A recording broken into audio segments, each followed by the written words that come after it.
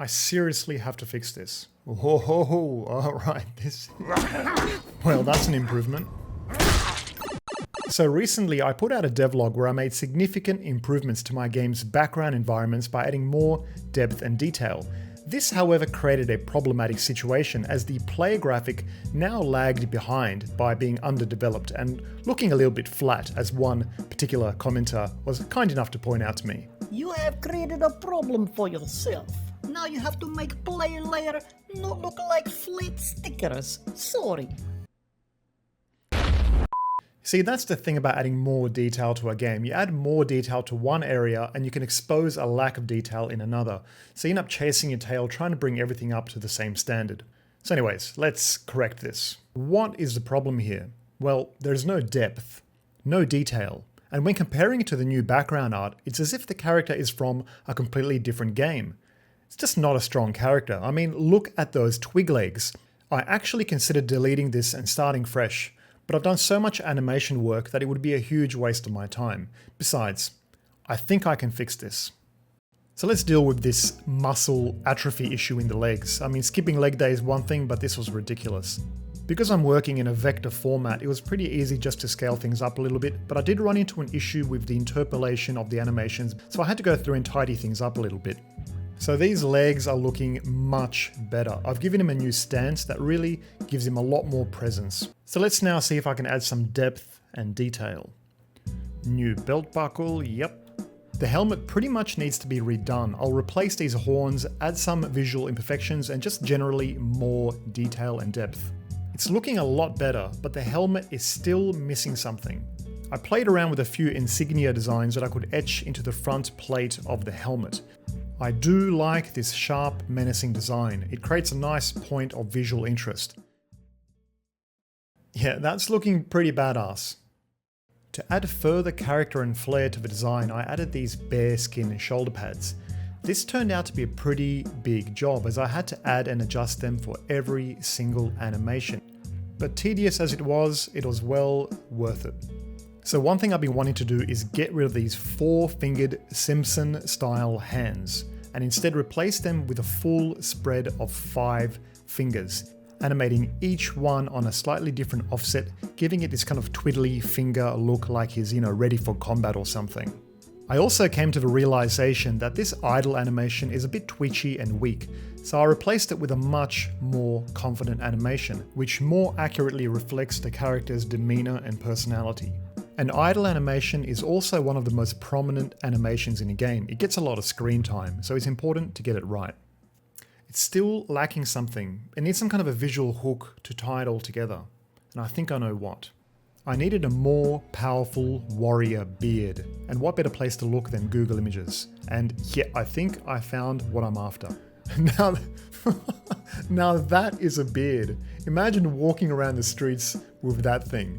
Absolutely incredible. After a bit of fiddling, I eventually came up with a design I was happy with. And like the shoulder pads, I had to go through every single animation to add it.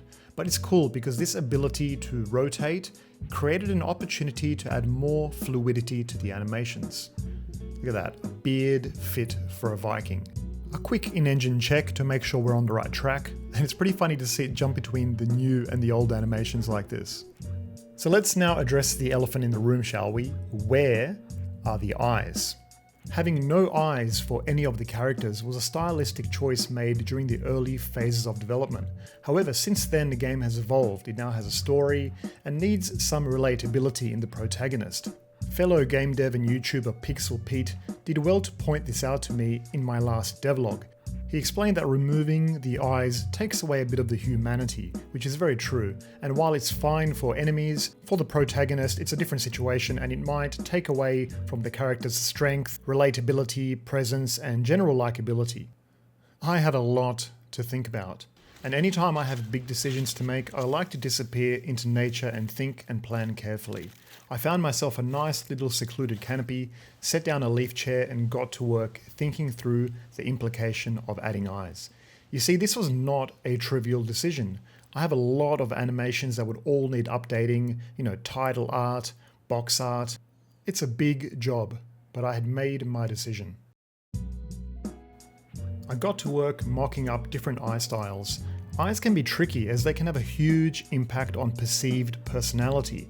I didn't want one of those goofy anime looking characters with big eyes. Rather, I chose to obscure the eyes under the helmet, adding a touch of mystery to the character. Wow, so I've got to say this was a very good idea. It's really brought the character to life. I mean, eyes, you know, the window to the soul. So a big thank you to Pete for pointing that out to me. Nice work. And of course I had to do countless tedious adjustments to all the animations, especially those that had this head rotation. And there's absolutely no way in hell I'm going to add eyes without a blink animation. I just can't do that. Yep, he's alive. And of course in Unity I'm going to adjust the animation blink rate. So to go back to the beard for a moment, it really was the visual hook I was looking for, because it allowed me to create these little micro movements which complement the existing animations. It adds the feeling of weight and inertia, creating a bit of drama in the movement. This baseball bat style swing animation is probably one of my favorites right now. It has a lot of perspective shift with the foot, the beard and everything. Look at that, out of the park. I've also started work on a new spinning power attack, and you can see the use of the beard here, how it flicks up and around the player, helping to sell the illusion of momentum.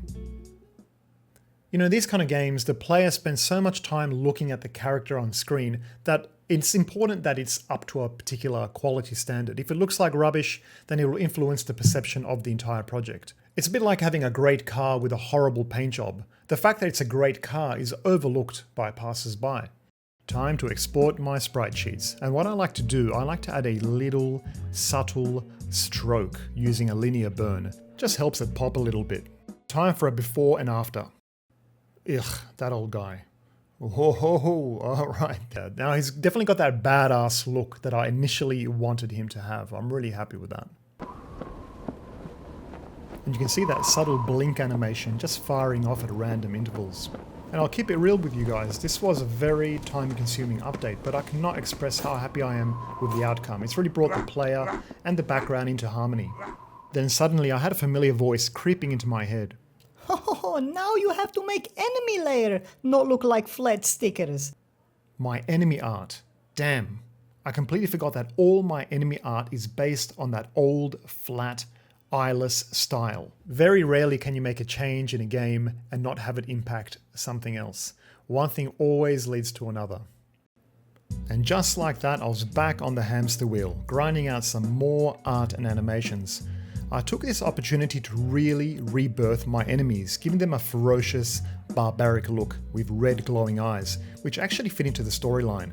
And you know, a warrior or hero is only ever as good as the adversity or enemies that he faces, and I really think that these enemies finally fit the bill. So let's now run this in-game with all the different elements brought together and see how it looks, shall we? This is going to be exciting.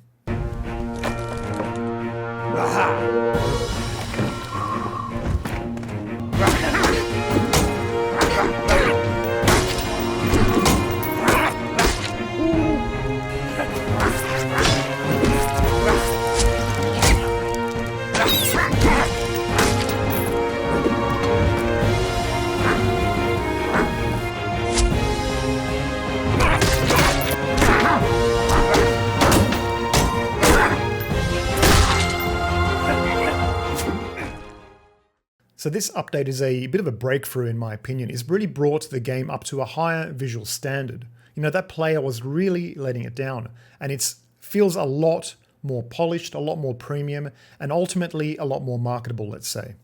So what do you think, guys? Let me know in the comments below if you like the direction I'm heading. You know, if there's anything you think I need to address or attend to, please do drop me a comment. I'm always open to constructive feedback. And of course, please do consider dropping a wish list on the Steam page. I've just done a big update to the page. I've added new descriptions, new screenshots, new videos or whatever. And you know, this game is such a labor of love for me. I'm just enjoying it at every step of the way. It's actually making it hard to work on because I spend so much time actually playing it instead of working on it, and it really drags out the dev sessions. So anyways, guys, I hope you've enjoyed the video. Please do give it a thumbs up, and I'll see you in the next one. Bye.